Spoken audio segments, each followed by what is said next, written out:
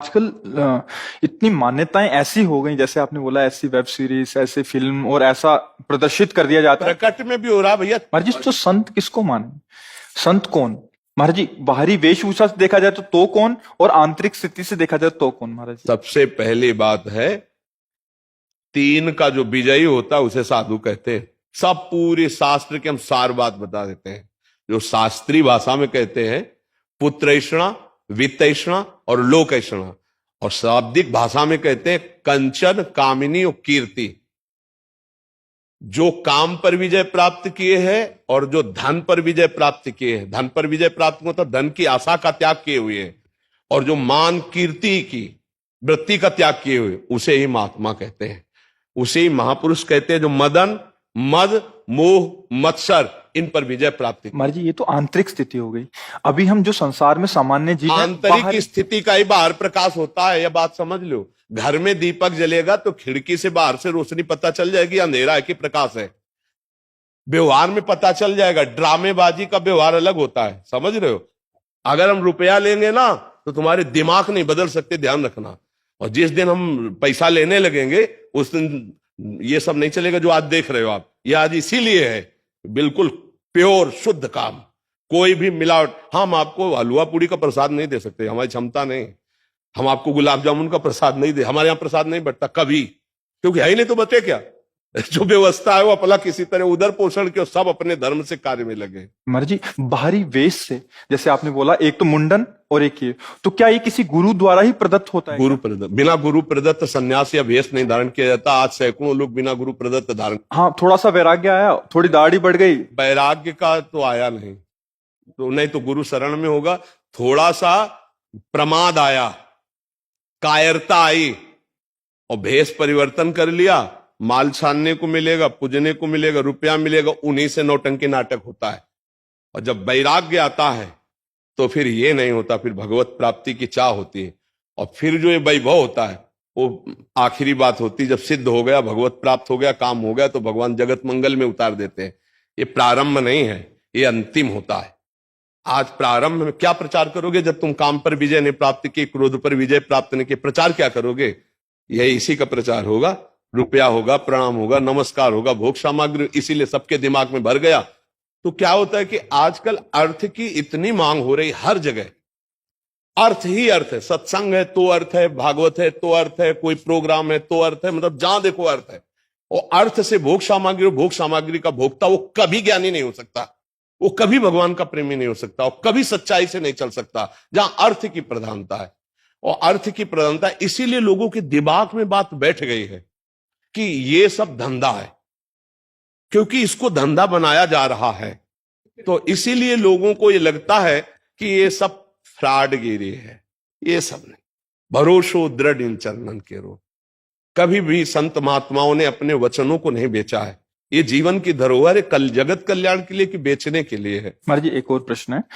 ये तो हो गया एक। महाराज जी, आज देख रहे हैं कि कोई भी किसी को भी बाबा जी बोलता रहता है। वो पैंट शर्ट डाला है, वो कुर्ता पजामा डाला है, हाँ, क्या है कि उनकी मर्यादाओं को तो जानते नहीं है। संत किसी के आगे भी लगा है, हमारे यहां दिखाई देता है, कभी पैंट शर्ट में होते हो, कभी पूरे संत भगवा ऐसे धारण किए होते। ये सब नौटंकी नाटक संतों में नहीं होता प्रभु। एक गुरु मर्यादा होती है। जो गुरु ने लंगोटी लगा दी, जो गुरु ने भेष दिया, वो आजीवन उसको निर्वाह किया जाता। संत उसमें लंगोटी धारण करेगा? अरे बिना लंगोटी का कौपीनवंता खलु भाग्यवंता, संत की स्थिति ऐसे। अच्छा, गृहस्थ में जो संत होते हैं वो अपनी मर्यादा से रहते हैं।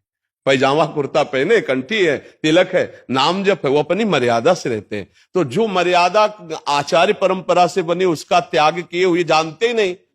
एक हितधाम में लाल कपड़ा पहने हुए थे, तो उन्होंने प्रश्न किया, तो जब उन पर दृष्टि गई तो स्थिति कुछ थी नहीं। तो हमने कहा प्रश्न बहुत ऊंचाई कर रहे हो, कहां से सन्यास लिया है?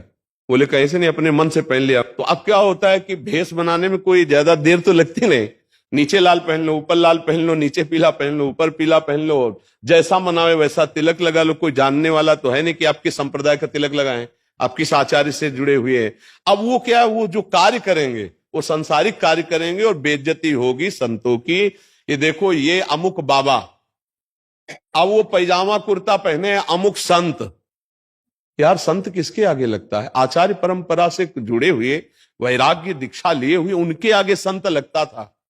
भाई ऐसे आचार्य शास्त्री या ऐसे पदों से हम सम्मानित सबको किया गया, लेकिन संत शब्द लगा है आचार्य परंपरा से जो संत है। आज पैजामा कुर्ता पहने संत, पैंट शर्ट पहने संत, उल्टा सीधा बोल रहे हैं बोले संत।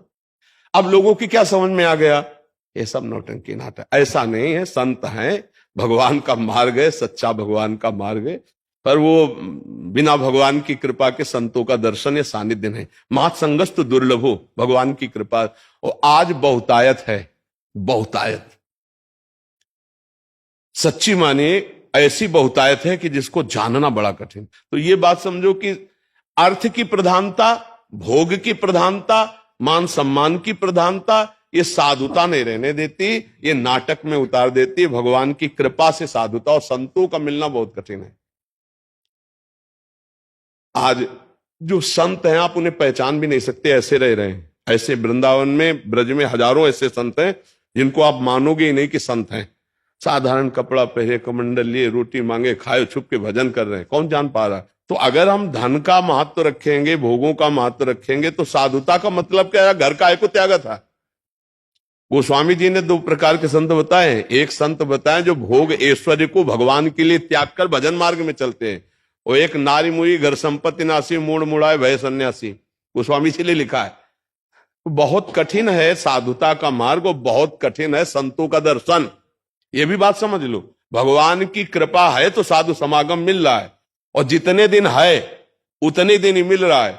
ये बाजार है, उठ जाएगी, ज्यादा दिन नहीं रहेगी। पकड़ना है तो पकड़ ले, तो गाड़ी छूट जाएगी। महाराज जी, दो शब्दों में एक अंतिम इसका करेंगे। महाराज जी, हमारी अश्रद्धा ना हो जाए, इस वाक्य को पकड़ के कोई सच्चे संत पे भी ऐसा आरोप या ऐसी भावना कर सकता है, उसके लिए एक साधारण जो भक्ति मार्ग से विलग भी है या जुड़ा है, वो कैसे निर्णय ले। देखो, संत की सबसे पहली पहचान है, हम जिसके पास बैठे तो पहला काम हमारे हृदय में शीतलता आने लगेगी या जलन पैदा होगी। दो काम होंगे। अगर आप पापाचरण किए तो आपके अंदर जलन पैदा हो जाएगी, लगेगा मैंने बहुत बुरा किया, अब नहीं करूंगा। उसके पास बैठते ही, उसके वचन सुनते ही आपके अंदर खलबली पैदा हो जाएगी, यार बहुत गलती हुई, अब कसम खाता हूं ऐसा नहीं करूं। दूसरी बात, अगर थोड़ा भी साधन भजन शुरू है तो आपको ऐसा लगेगा, मैं देख तो पहली बार रहा हूं, लेकिन ऐसा लग रहा है मैं इनसे बहुत बार मिल चुका हूं। ऐसा लगता है कोई अपने हैं, ऐसा लगता है कि मेरे अपने हैं, ऐसा वहां कोई संशय, कोई प्रश्नवाचक चिन्ह खड़ा ही नहीं हो सकता। जैसे सूर्य के सामने अंधेरा नहीं टिक सकता, ऐसे संत के सामने प्रश्नवाचक चिन्ह नहीं खड़ा हो सकता कि कोई छल है क्या, कोई कपट है क्या, ऐसा आएगा ही नहीं। उनको देखते ही तुम्हारे हृदय में एक अद्भुत प्रियता और गलत कर्मों के प्रति एक अलौकिक जलन शुरू हो जाएगी, और आप निश्चित गलत कार्यों को छोड़ देंगे और अच्छे कार्य करने लगेंगे। ये सहज पहचान है। बकाया सोई जाने जे देह जलाई, वो संत अपने को जना दे या भगवान जला दे तो ही, नहीं तो कैसे जला जा सकता है। पर हमारी सबसे अपनी तरफ से प्रार्थना है, हमको सबके प्रति भाव रखना है, पर जहां हमको गलत थोड़ा भी नजर आवे तो हम निंदा न करें, वहां से दूरी हट जाएं, चाहे कोई भी हो। ये बात हमें ध्यान रखनी है। गलत का मतलब है जैसे चेष्टाएं बता देती है, आदमी की स्थिति बता देती है। देखो, चेष्टाएं छुपती नहीं हैं, और सब कोई जानता है कि गलत देखना, गलत छूना, गलत बोलना वो हरकत में समझ में आ जाता है। अगर कोई गलत है तो तुम्हारी तरफ देखने का ढंग, तुम्हारी तरफ बोलने का ढंग, तुम्हारी तरफ का जो उसका भाव है, वो आपको बता देगा ये आदमी गलत है, चाहे वो किसी भी भेष में हो। दूरी बना लेनी चाहिए। दूसरी बात, जिसके प्रवचन के बाद कुछ लेने की बात कह दी जाए तो समझ लेना कि यहां भगवान के भरोसे का खेल नहीं है, यहां कुछ और खेल है, हट जाना चाहिए। तीसरी बात, जो मिलते ही आपको अपना बनाने की कोशिश करे, जो आपको अपना बनाने की, वहां कभी मत फंसना। ये भी सूत्र समझ लो। आप मिले, आपको इतना प्यार, इतनी, क्यों आप उनकी मुट्ठी में आ जाएं, बिल्कुल नहीं आना, दूर हटके रहना। ये पक्का समझ लेना, संत कभी अपेक्षा नहीं रखते, वो निरपेक्ष रहते हैं। आप उनके जितने प्यार में झुकेंगे वो उतने आपसे निरपेक्ष होते चले जाएंगे। संत की पहचान होती है। अगर वो लौट करके आपकी तरफ प्यार दृष्टि से देख लिए तो आप निहाल हो जाओगे, जो निरपेक्ष संत हैं। और जो आपको पहली बार में ही आकर्षित करके अपना बनाने की कोशिश करे तो ये समझ लेना चाहिए कि यहां निरपेक्षता नहीं है, तो भगवान का भरोसा नहीं। ये कुछ हमसे चाह रहे हैं, और जो हमसे चाह रहे हैं तो हमारी चाह पूर्ति इनसे हो ही नहीं सकती। ये कुछ ऐसी बातें हैं पॉइंट की जिनको समझना चाहिए।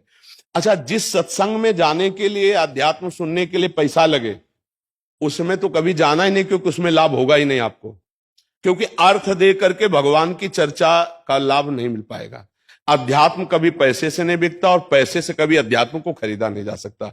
आज समाज अंधी होती चली जा रही है। हमारे रोग दूर होंगे भगवान नाम जप से, ना कि किसी के छूछा से। बात पक्की समझ लेना।